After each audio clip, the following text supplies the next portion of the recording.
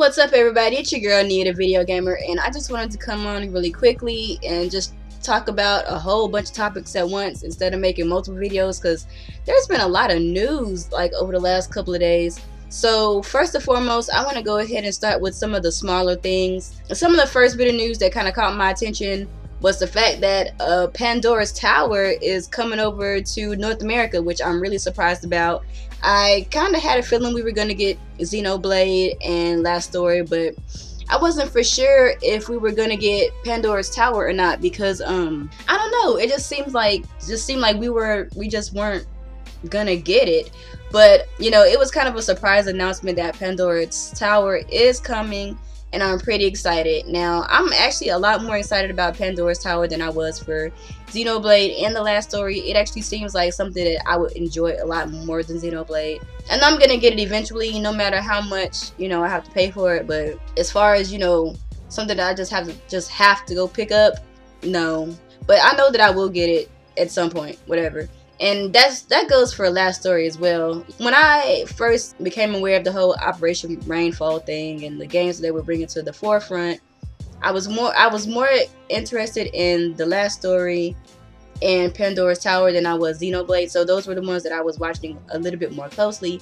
But then when it came time for The Last Story to launch, I just became less interested. It really didn't seem like the type of game that I thought it was going to be, even though I do believe that, you know, it is a good game. I also believe that Xenoblade is a great game as well, but just didn't feel compelled to pick them up at launch.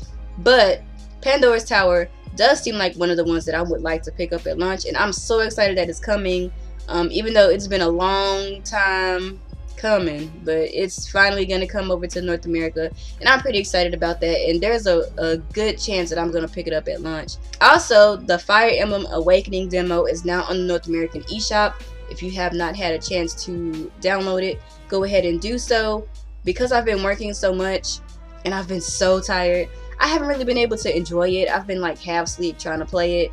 But, you know, I'm going to be off until Wednesday, so I'm going to, you know, get back into it and try it again. Hopefully it's as awesome as I think it's going to be, and I think that the retail version is going to be. Monster Hunter news has been announced that the Monster Hunter 3 Ultimate demo for both 3DS and the Wii U are going to be coming out on the same day. I don't remember what day it was, but I will put it on the video when I find out. And also the Wii U version is going to have in-game chat. So that's pretty exciting. I remember for Monster Hunter 3, Monster Hunter Tri on the Wii, you had to communicate. If you wanted to do voice chat, you had to communicate through Wii Speak. And at the time, I didn't really want to invest into Wii Speak because it wasn't being utilized. You know what I mean? So I wasn't gonna invest into that, and I knew that I probably really wasn't going to play it that much, especially when most of my friends that I know have the game, we all talk on Skype anyway, so I really didn't see the point. And another little bit of Monster Hunter news is that apparently Monster Hunter 4, which has already been announced for the Nintendo 3DS, is supposed to also be on the Vita. I've been hearing some mixed comments about that whole situation. I mean, granted, it's just a rumor, and I think I may have read, well, I know for sure I read an article today basically saying that Nintendo and Capcom have an exclusivity exclusivity deal on the game, so that it probably won't come to the Vita. But even if it were to appear on the Vita, I really don't see the issue, you know.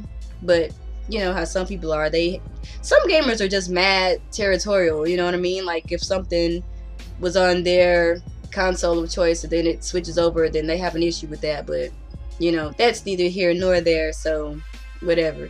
So one of the big pieces of news that like everybody and their mama have been talking about today is the fact that there's a rumor that Sony is considering changing their controller for the PS4, the PlayStation Orbis, whatever they plan on calling it. So at first, when I saw the articles and I saw the videos concerning this topic, I was a little perturbed because, to be completely honest, I love the DualShock controller, and I know a lot of people who aren't really, you know, huge Sony fans always get on Sony because of the controller, but I love the controller. It's probably one of the controllers that has fit my hands perfectly. Like, Like, I love the controller. It's probably one of my favorite controllers, if not my favorite controller behind the Wiimote and Nunchuck. I would say that the Wiimote Nunchuck and the DualShock controller are probably two of my favorite controllers, because I have little, you know, lady hands, and they're both, you know, ergonomic, and I don't have an issue with them. So now if it's a situation where the controller is going to be a supplementary controller, like for example for the Wii U you could use, you know, the gamepad, but you could also use Controller Pro, or you could use the Wiimote, then I'm okay with that.